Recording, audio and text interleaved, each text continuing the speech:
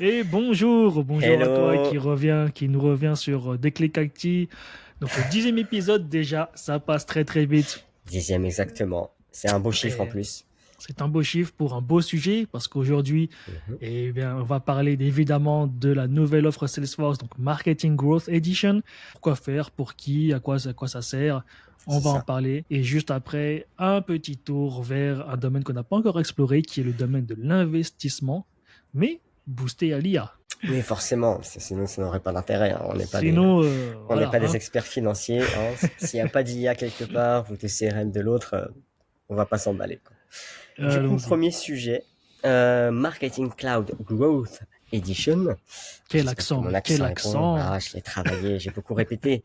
Et ce n'est pas, on va dire, une offre qui va phagocyter Marketing Cloud tel qu'on le connaît à l'heure actuelle. On va dire que ça s'adresse dans un premier temps, et tu m'arrêtes si je me trompe, hein, parce que tu t'es renseigné plus que moi sur le sujet, aux petites entreprises, voire aux Bien sûr, startups.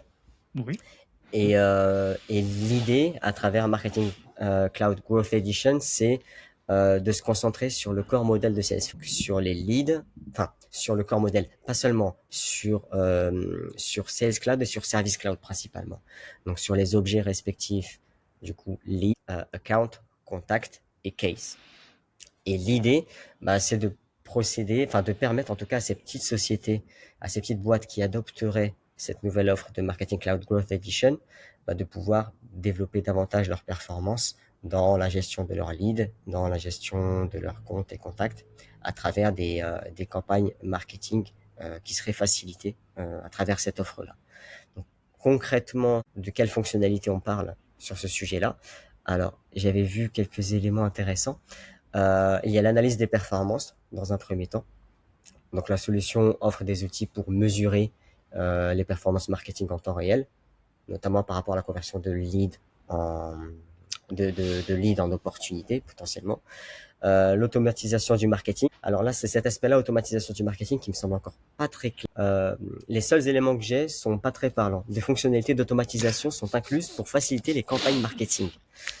Donc, ça Ouais, va sortir aux ouais. États-Unis bientôt, je crois d'ici la fin du mois. En Europe, concrètement, on aura l'opportunité d'utiliser ça en Europe à la fin de l'année, je crois.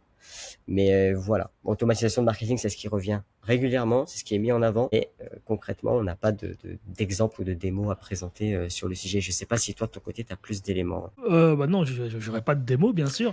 Mais ouais, non, en fait, ils mettent beaucoup ça en avant, à mon sens. Enfin, c'est vraiment une combinaison de plusieurs petits outils qu'ils ont rassemblés pour les petites entreprises. Donc, apparemment, le chiffre annoncé, c'est de 0 à 200 employés. Donc, 200 employés, on est quand même dans une belle petite entreprise, il faut dire. Mhm. Et donc, ça combinerait, donc évidemment, l'aspect marketing, mais aussi donc, avec Data Cloud et Einstein One. Donc, ça doit être ça, les aspects Ouais. sûrement, peut-être, analyse de performance, ça passera par ça. Concrètement, ça va permettre de mieux segmenter finalement des données parce que l'approche de Data Cloud, c'est vraiment de fournir une vue 360 degrés de tout le cycle de vie Voilà.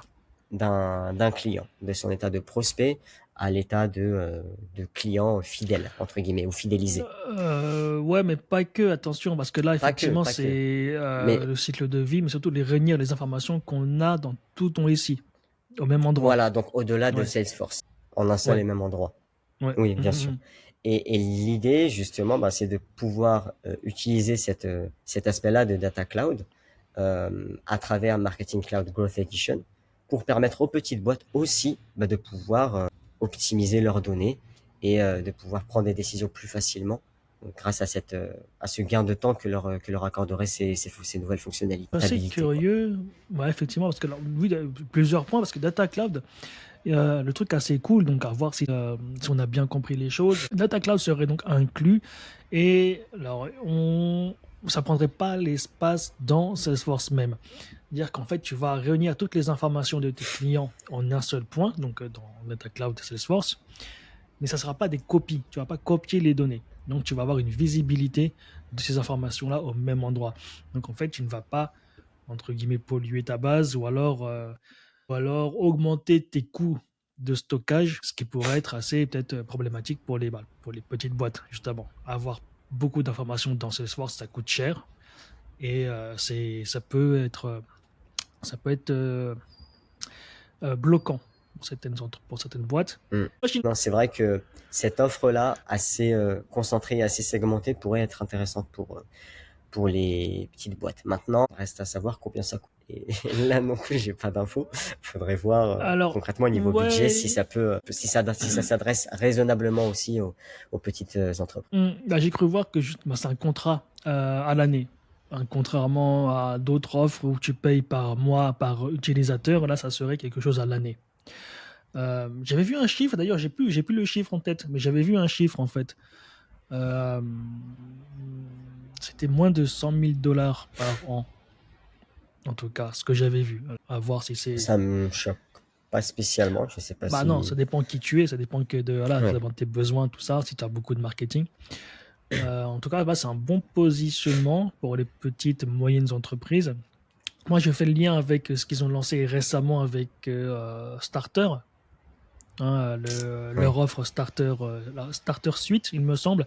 C'est qui est pareil, hein, ils se concentrent vraiment sur l'aspect basique du CRM, mais avec quelques limitations. Donc en fait, ils ont réuni pas mal d'offres que Salesforce fait sur le corps de Salesforce, mais avec quelques limitations. Donc, par exemple, de mémoire, tu peux envoyer jusqu'à 2000 marketing email par mois, Mhm. pas plus. Tu peux pas avoir de custom object, ce genre de choses. Donc c'est vraiment.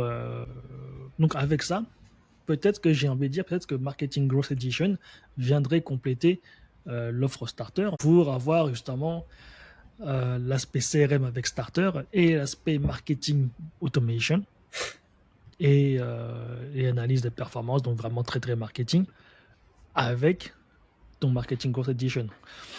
Avec ça, on peut imaginer que les petites et moyennes entreprises pourraient avoir autant d'outils avancés que les corporations, que les grosses boîtes.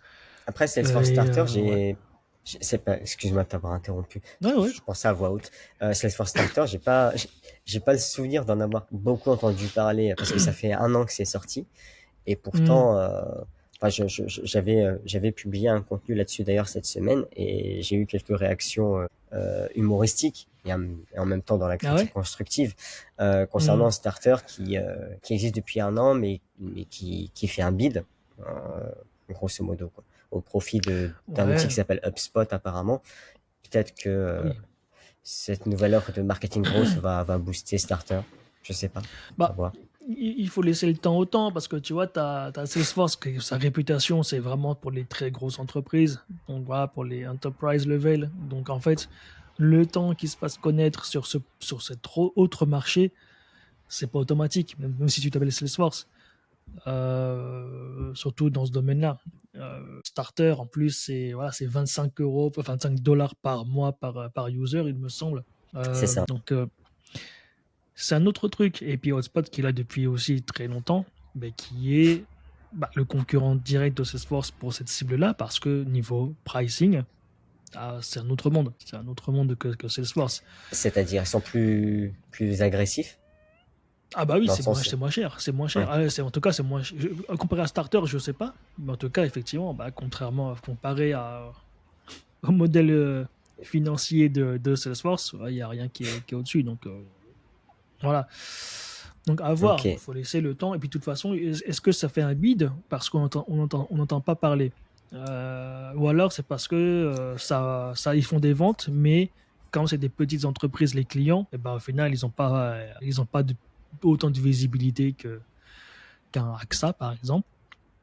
Quand AXA a Salesforce ou des pas des Salesforce, dans le domaine, on en entend parler. Mhm. Alors que la petite chaîne de fleuristes locale, bah, au final, même s'ils sont Salesforce, personne n'en parle. Pourquoi faire? Non, c'est pas faux. C'est pas faux. Donc, qui sait? Alors, en fait, c'est juste qu'on n'a pas suffisamment de témoignages, mais peut-être que ça convient à pas Peut-être, mal de petites entreprises. peut-être. Ok. Bah écoute, ben, on verra ce que donne Marketing Cloud Growth hein, dans Ouais. quelques semaines, déjà pour les États-Unis, comment ça se présente. Ce sera plus concret. Hmm. Et bah, on va passer sans transition au sujet suivant. consacré Allez, à Revolut, transition. qui lance un nouvel outil dans son application dédiée à l'intelligence artificielle. C'est le mot un peu fourre-tout. Et, euh, et l'idée, justement, c'est que Revolut va permettre à ses utilisateurs, donc essentiellement des particuliers, de faciliter ses décisions en termes d'investissement via un robot qui s'appelle Robot Advisor. Et je cite les avantages. Donc, les frais de Robot Advisor sont inférieurs à ceux des conseillers financiers traditionnels. Mais bon, on s'adresse pas à des traders, hein, on s'adresse à des particuliers, donc heureusement. Côté pratique, accessibilité en ligne, souvent via des applications en ligne, dont Revolut, ok. Personnalisation, ces outils utilisent des algorithmes pour créer des portefeuilles d'investissement adaptés aux objectifs financiers et à la tolérance au risque de chaque utilisateur. Donc, est-ce que toi, déjà, quand tu entends ça, Sébastien, toi qui, je dis pas que t'es un investisseur forcené, mais en tout cas, t'as un peu les mains dedans, est-ce que c'est quelque chose qui est susceptible de t'intéresser? Ça dépend. Ça dépend. Il faut voir comment ça marche au quotidien. C'est-à-dire quoi? Est-ce que il te pose des. Parce qu'en fait, normalement, quand tu crées un profil d'investisseur dans les banques, tu remplis un questionnaire. Et avec ce questionnaire, les banques estiment ta tolérance au risque. Et en fonction de ça, si tu choisis par exemple quelque chose d'autopiloté, bah, c'est ton conseiller ou je sais pas qui va placer les billes pour toi. Mais Oui. sinon, si tu fais ton propre travail, avant, tu choisis toi-même où est-ce que tu mets tes billets. Là, il faut voir comment ça se passe parce qu'en gros, est-ce qu'il fait l'investissement pour toi ou alors il te conseille des fonds? Je pense que c'est le premier point parce Ouais. que un autre avantage que j'ai pas encore cité, c'est Ah, l'automatisation. Et ouais. apparemment, c'est Robot Advisor sur Revolut rééquilibre les portefeuilles pour maintenir la conformité aux objectifs financiers. Donc, D'accord. rééquilibre automatique. Parce que je vois Il un n'y a pas parallèle à faire d'intervention humaine, avec. hein. Ouais, d'accord. Ouais, bon. Ça existe déjà en fait ce genre de choses, mais qui sont pas forcément à l'IA. Donc tu as des gens derrière qui sont justement chargés de surveiller les cours et de rééquilibrer le cas échéant. Bah écoute, je sais pas si on pourrait faire confiance à ça. Ouais. Après, de toute façon, les investissements, il y en a qui disent que voilà, il y a plusieurs manières de voir les choses. Donc, il y a deux principales approches, mais une des approches qui est l'approche technique. Et donc, en fait, tu lis juste des indicateurs. Et là, bon, bah, une IA pourrait être apte à faire ça.